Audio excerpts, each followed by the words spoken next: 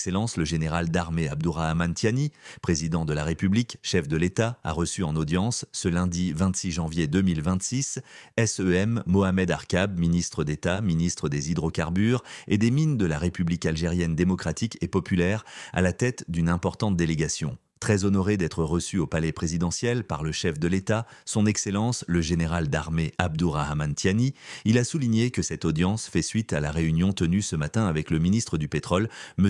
Amadou Tini. Il est venu faire un compte-rendu détaillé sur les conclusions de cette dernière à son Excellence le président de la République qui, à son tour, leur a donné des instructions, orientations pour la concrétisation de leurs projets communs dans le domaine des hydrocarbures. L'audience s'est déroulée en présence de son Excellence M. Bakary Yahou Sangaré, ministre des Affaires étrangères, de la coopération et des Nigériens à l'extérieur, de Dr Soumana Boubacar, ministre directeur de cabinet du président, porte-parole du gouvernement, de M. Alio Daouda, ministre de la Justice et des Droits de l'Homme, garde des Sceaux, chargé des relations avec les institutions, de M. Amadou Tini, ministre du Pétrole, de M. Salim Mahamadou Gado, directeur de cabinet adjoint du président de la République, de M. Aminou Malam Manzo, ambassadeur du Niger en Algérie, et du colonel Ali Sebou, directeur général de la SONIDEP.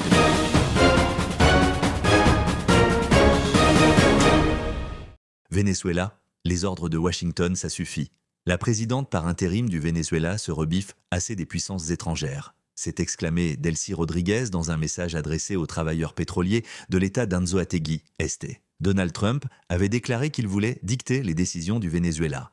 Comment réagira Washington ? Delcy Rodriguez, la présidente par intérim du Venezuela, en a assez et a demandé aux États-Unis de se tenir à l'écart de la politique du pays. Les ordres de Washington aux politiques vénézuéliens, ça suffit. Que ce soit la politique vénézuélienne qui résolve nos divergences et nos conflits internes. Assez des puissances étrangères, s'est exclamé Delcy Rodriguez dans un message adressé aux travailleurs pétroliers de l'État d'Anzoátegui, Este.